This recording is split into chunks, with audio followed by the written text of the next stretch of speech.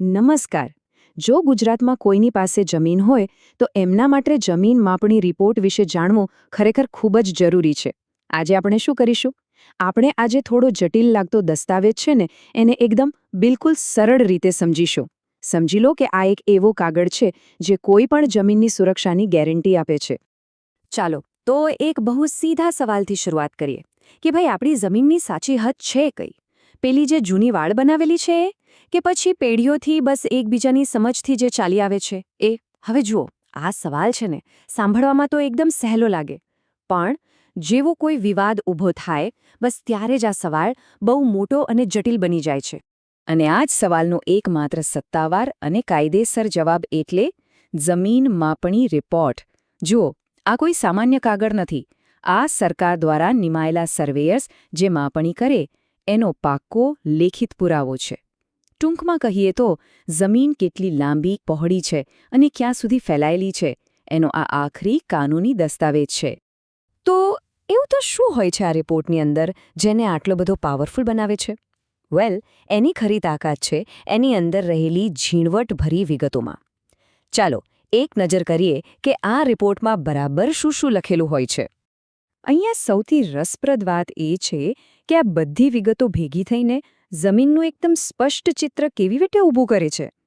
એમાં જમીનનો survey number કે બ્લોક નંબર તો હોય જ, સાથે કુલ ક્ષેત્રફળ, પછી ભલે વીઘામાં હોય, હેક્ટરમાં હોય કે ચોરસ મીટરમાં. ચારે દિશાની પાકી હદ અને આજુબાજુ કોની જમીન છે એની વિગતો પણ હોય છે. અને આ બધાની સાથે એક કાચો નકશો અને સરકારી અધિકારીની સહી સિક્કા. બસ આટલું થતાં જ એક સચોટ અને સત્તાવાર દસ્તાવેજ બની જાય છે. સરસ. તો રિપોર્ટમાં શું હોય છે એ તો આપણે સમજી ગયા. પણ મોટો સવાલ એ છે કે આની ખરેખર જરૂર ક્યારે પડે? ચાલો હવે એ સમજીએ કે આ દસ્તાવેજ વ્યવહારમાં ક્યાં અને કેવી રીતે કામમાં આવે છે. સૌથી પહેલી અને સૌથી અગત્યની જરૂરિયાત એ છે જમીનની લે-વેચ વખતે.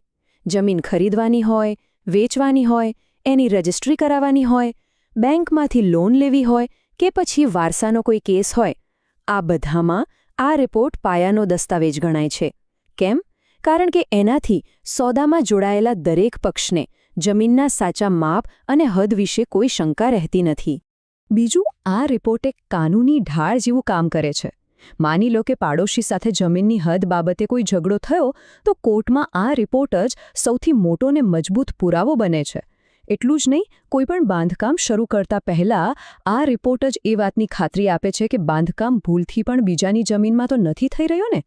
અને ત્રીજું, એ ચોકસાઈની ગેરંટી આપે છે. ઘણીમાં કેવું થાય, વર્ષો જૂની માપણીમાં નાની મોટી ભૂલો રહી ગઈ હોય. એક નવી અને સચોટ માપણી ભવિષ્યની આવી ઘણી બધી સમસ્યાઓથી બચાવી શકે છે. આ રિપોર્ટ કરાવવાથી મિલકતના માલિકને એક માનસિક શાંતિ મળે છે. એટલે કે મુખ્ય વાત એ છે કે આ ખાલી કાગળનો ટુકડો નથી, પણ સુરક્ષા, સ્પષ્ટતા અને શાંતિનું એક પ્રમાણપત્ર છે. તો હવે એ તો સ્પષ્ટ થઈ ગયું કે આ રિપોર્ટ કેટલો બધો જરૂરી છે. પણ સવાલ એ છે કે એને મેળવવો કેવી રીતે? સારી વાત એ છે કે એની પ્રક્રિયા એકદમ સીધી અને સરળ છે. વેલ, આ રિપોર્ટ મેળવવા માટે મુખ્યત્વે 3 રસ્તા છે. સૌથી પહેલો અને સીધો રસ્તો, સીધા તાલુકા કચેરીએ પહોંચી જવાનું અને અરજી કરી દેવાની. બીજો વિકલ્પ છે જિલ્લા ભૂમિ નોંધણી વિભાગ. ત્યાં જઈને પણ આ અંગે પૂછપરછ કરી શકાય છે. અને હા, ત્રીજો રસ્તો, જે આજકાલ સૌથી સહેલો છે, ટેકનોલોજીનો ઉપયોગ. સરકારના જે ઓનલાઈન પોર્ટલ છે ને, જેમ કે ઈ-ધરા કે ભૂમિ અભિલેખ, એના પરથી ઘરે બેઠા જ અરજી થઈ શકે છે. બસ એક વાતનું ધ્યાન રાખવાનું કે ઓનલાઈન અરજી કરો ત્યારે બધી વિગતો એકદમ ધ્યાનથી અને સાચી ભરવી. ચાલો, તો અત્યાર સુધીની આપણી જે આખી ચર્ચા થઈ એનો સૌથી મહત્વનો મુદ્દો એટલે કે એનો સારાંશ શું છે એ જોઈ લઈએ. આખા વિષયનો સાર બસ આ એક જ વાક્યમાં આવી જાય છે: ખોટી માપણીથી બચવા માટે હંમેશા જમીન માપણી કરાવો.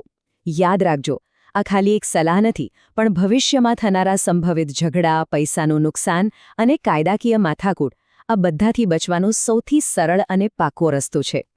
અને અંતે એક સવાલ જે દરેક જમીન માલિકે પોતાની જાતને પૂછવો જોઈએ: શું આપણી જમીન કાયદેસર રીતે ખરેખર સુરક્ષિત છે? શું એની સાચી સરહદનો કોઈ સત્તાવાર પુરાવો આપણી પાસે છે? આના પર વિચાર કરવો એ માત્ર સમજદારી નથી, પણ આજના સમયમાં એકદમ જરૂરી છે.